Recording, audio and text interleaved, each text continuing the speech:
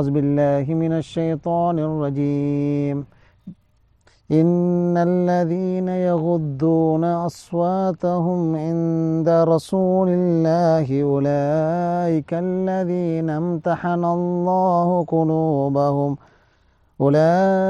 الذين امتحن الله قلوبهم للتقوى لهم مغفرة وأجر عظيم صدق الله العظيم نحمده ونسلم على رسوله الكريم وبعد السلام عليكم ورحمة الله وبركاته.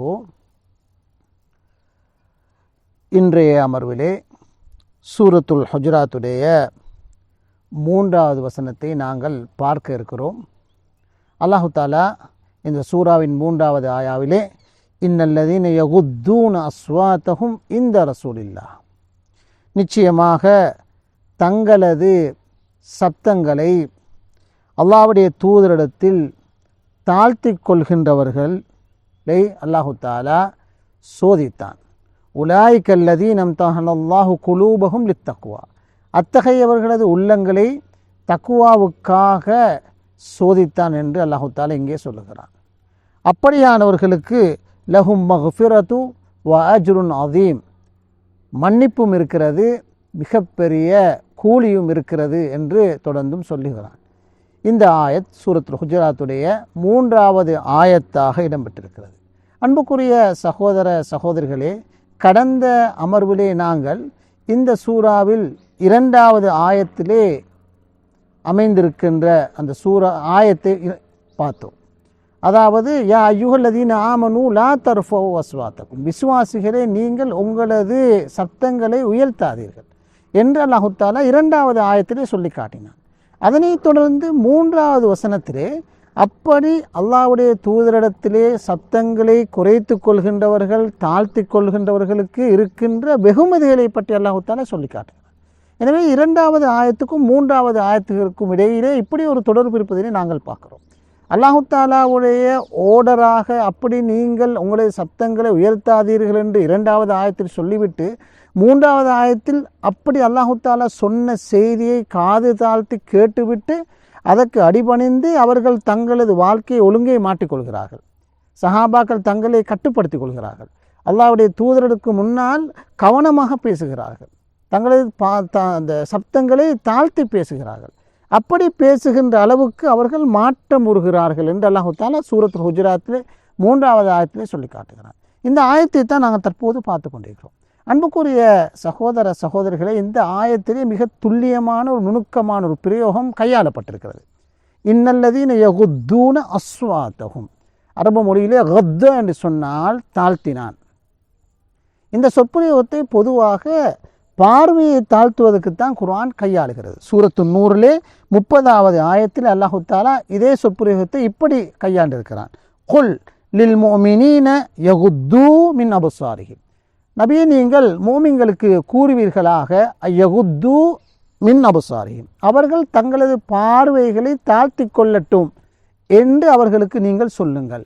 எனவே பார்வைகளை தாழ்த்தி கொள்வதற்குத்தான் அரபு மொழியிலே அல்லது குர்ஆன் பொதுவாக இந்த பிரயோகத்தை கையாண்டிருக்கிறது.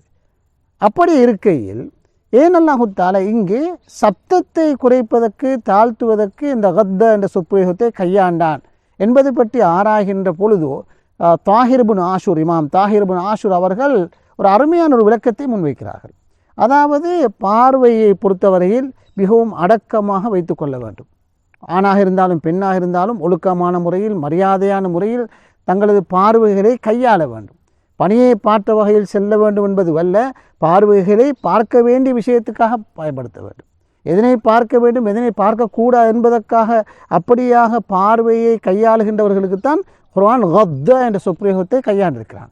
அதே போன்று யாரிடம் முன்னால் நாங்கள் பேசுகிறோம், யார் தனக்கு முன்னால் இருக்கிறார், ஸல்லல்லாஹு அலைஹி வஸல்லம் அவர்கள் இருக்கின்ற பொழுது எப்படி பேச வேண்டும், ஒரு மூத்த மனிதர் இருக்கின்ற பொழுது எப்படி பேச வேண்டும், ஒரு அறிஞருக்கு முன்னால் எப்படி பேச வேண்டும், தாய் தகப்பனுக்கு முன்னால் எப்படி பேச வேண்டும் என்ற ஒரு மரியாதை ஒழுக்கம் ஒன்றை குர்ஆன் சொல்லி இருக்கிறது.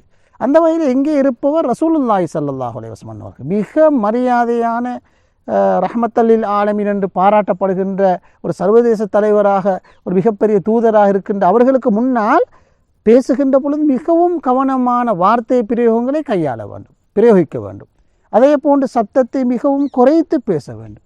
அப்படியாக ஸல்லல்லாஹு அலைஹி வஸல்லம் அவர்களுக்கு மரியாதை செலுத்த வேண்டும் என்பதற்காகத்தான் ரப்த என்ற தாழ்த்தி கொண்டான் என்ற சொற்பிரயோகத்தை அல்லாஹ் தஆலா இங்கே சத்தத்தை தாழ்த்தி கொண்டான் அல்லது குறைத்து கொண்டான் என்பதற்கு கையாண்டிருப்பதாக அறிஞர்கள் இமாம்கள் சொல்லுவார்கள். எனவே அன்புக்குரிய சகோதர சகோதரிகளை இந்த வகையில் பார்க்கின்ற பொழுது இந்த ஆயத் உண்மையில் ஒரு ரீஆக்ஷனாக அமைந்திருக்கின்ற வசனம். அது ரீஆக்ஷன் சொன்னால் இரண்டாவது ஆயத்திலே நீங்கள் உங்களது சத்தத்தை உயர்த்த வேண்டாம், மரியாதை இல்லாமல் நடந்து கொள்ள வேண்டாம் என்று அல்லாஹ் தஆலா சொன்ன பொழுது உடனடியாக அப்பொழுது சஹாபாக்கள் அதனை செவிமடுத்தார்கள், கேட்டுக்கொண்டார்கள், தங்களை அதை கேட்டால் போல் ஒழுங்குபடுத்தி கொண்டார்கள், மாற்றிக்கொண்டார்கள். எனவே குர்ஆன் ஒன்றே சொன்னால் அதற்கு மாற்றமாக நடந்து கொள்வது, ஏன் குர்ஆன் அப்படி சொன்னது, ஏன் ரசூலுல்லாஹி ஸல்லல்லாஹு அலைஹி வஸல்லம் இப்படி சொன்னார்கள் என்றெல்லாம் கேள்வி கேட்காமல் உடனடியாக அதற்கு பதிலளிக்கின்றவாறு தங்களது வாழ்க்கையை ஒழுங்குபடுத்தி கொள்கின்ற அத்தகைய கலாச்சாரத்தை தான் இங்கே நாங்கள் பார்க்கிறோம். இதுதான் இந்த ஆயத் சொல்கின்ற மிக முக்கியமான ஒரு படிப்பினை. நானும் நீங்களும் இந்த ஆயத்தை படிக்கின்ற பொழுது புரிந்து கொள்ள வேண்டிய விஷயம் என்னவென்றால், குர்ஆனை படிக்கிறோம் என்பதற்காக படிப்பது அல்ல, வாசிக்கிறோம், படிக்க வேண்டும், புரிந்து கொள்ள வேண்டும், ஆழ்ந்து விளங்கிக் கொள்ள வேண்டும் என்பது போலவே அதோடு சேர்த்து நேரடியாக குர்ஆனோடு உறவாட வேண்டிய ஒரு தேவை இருக்கிறது. குர்ஆன் சொல்லுகின்ற கருத்துங்களோடு நாங்கள் சங்கமிக்க வேண்டும், அதனை சரியாக உள்வாங்க வேண்டும், அது வாழ்க்கையுடைய நடைமுறையிலே கொண்டு வர வேண்டும். அதனைத்தான் இந்த சூரத்துல் ஹுஜராத் சொல்லுகின்ற இந்த 3வது ஆயத்திலே நாங்கள் பார்க்கிறோம்.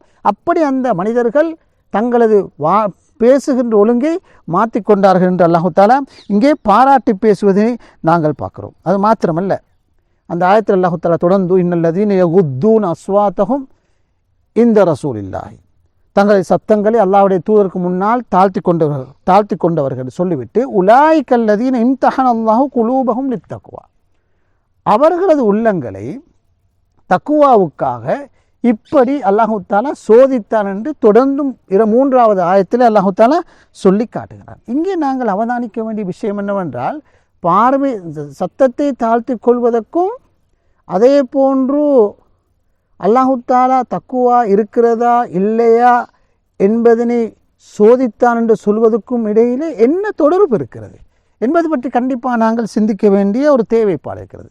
இங்கே அல்லாஹு தஆலா உலாய்கல்லதீன இம்தஹனல்லாஹு குலூபஹும் லித்தக்வா என்ற அந்த லாம் என்ற சொற்பிரயோகத்தை அல்லாஹ் தஆலா கையாண்டிருக்கிறார். அரபு மொழியிலே தக்குவா என்ற ஏற்கனவே நாங்கள் சொல்லியிருக்கிறோம், கோட் கான்ஷியஸ்னஸ், இறைவன் பற்றிய உணர்வுக்கு தான் அந்த தக்குவா என்ற சொற்பிரயோகத்தை அல்லாஹ் தஆலா கையாண்டிருக்கிறார். அவர்களை தக்குவா உள்ள மனிதர்களாக ஆக்க வேண்டும் என்பதுதான் உண்மையான அவனுடைய கருத்து.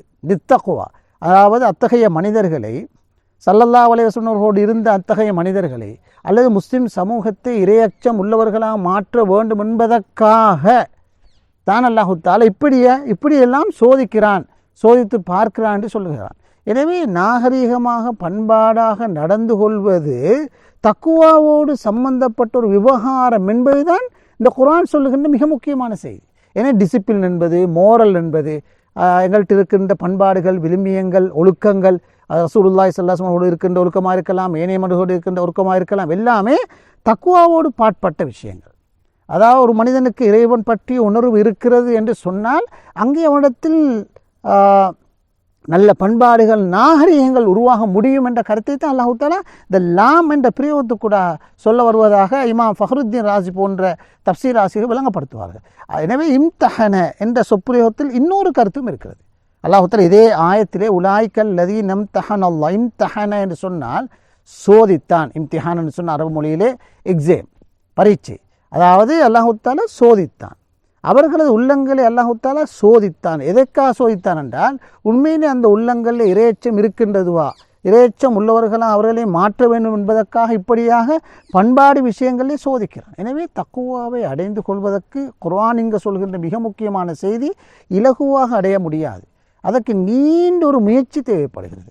தங்களது ஹெபிட்ஸுகளை மாற்றிக்கொள்ள வேண்டும், பழக்க தோஷங்களை மாற்றிக்கொள்ள வேண்டும். எல்லோரோடும் பேசுவது போன்று எல்லா இடங்களிலும் எல்லோரும் பேச முடியாது. எப்படியான வார்த்தைகளை கையாள வேண்டும், எங்கு சத்தத்தை உயர்த்த வேண்டும், எங்கு சத்தத்தை குறைக்க வேண்டும், எப்படி கவனமான முறையில் அடுத்தவர்களை ஹேர்ட் ஆக்காத முறையில் பேச வேண்டும், இப்படி பல விடயங்கள் அதில் தொடர்படுகின்ற காரணத்தினால் இந்த தக்குவாவை அடைந்து கொள்வதிலே ஒரு பெரிய ஒரு பிரயத்தனம், முயற்சி, எஃபர்ட்ஸ் ஒன்று எடுக்கப்பட வேண்டும் என்ற கருத்தை தான் அல்லாஹ் தஆலா உலாயிக்கல்லதீன இம்தஹனல்லாஹு குலூபஹும்.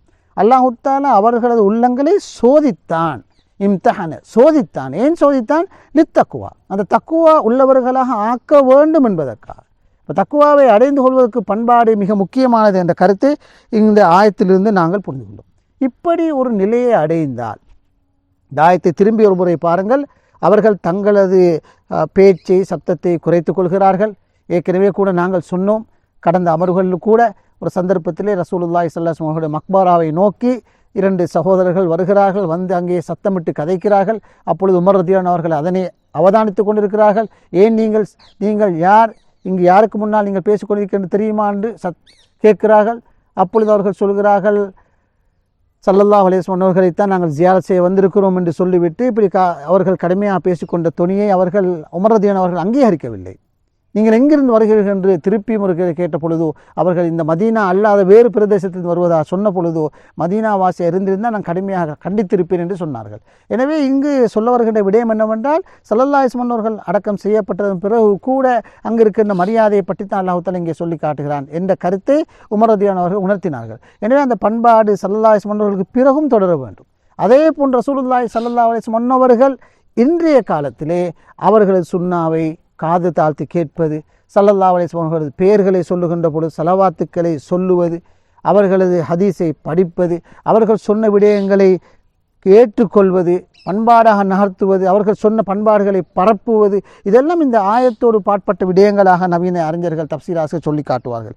இப்படி ஒருவர் ரியாக்ட் பண்ணுகின்ற ரெஸ்பான்ஸ் பண்ணுகின்ற பொழுது என்ன நடைபெறும் என்ற செய்தியும் அல்லாஹ் இந்த ஆயத்திலே லஹும் மக்ஃபிரத்துன் வ அஜ்ருன் அதீம், அவர்களுக்கு பெரும் கூலியும் மன்னிப்பும் மகத்தான கூலியும் இருக்கிறது என்ற கருத்தை அல்லாஹு தஆலா இந்த ஆயத்திலே சொல்லி முடிக்கிறார். எனவே பண்பாடாக நாகரீகமாக நடந்து கொள்வது ஒரு பக்கம் தக்குவாவுடைய அடையாளங்களில் ஒன்று என்று அல்லாஹு தஆலா சொல்லிவிட்டு, அப்படி யார் தங்களை பண்பாடாக மாற்றிக்கொள்கிறார்களோ, நாகரீகமானவர்களாக தங்களை ஒழுங்குபடுத்திக் கொள்கிறார்களோ, அவர்களிடத்திலே மன்னிப்பு இருக்குது. மகஃபிரா என்ற சுப்ரயோகத்தை அல்லாஹு தஆலா ஏன் இந்த ஆயத்திலே சொன்னான் என்றால், அல்லாஹ் தஆலா குர்ஆன் கூடாக யாரையும் தண்டிக்க விரும்புவதில்லை. தாதீப் என்ற அரபு மொழியிலே சொல்வார்கள், பண்படுத்தத்தான் விரும்புகிறான்.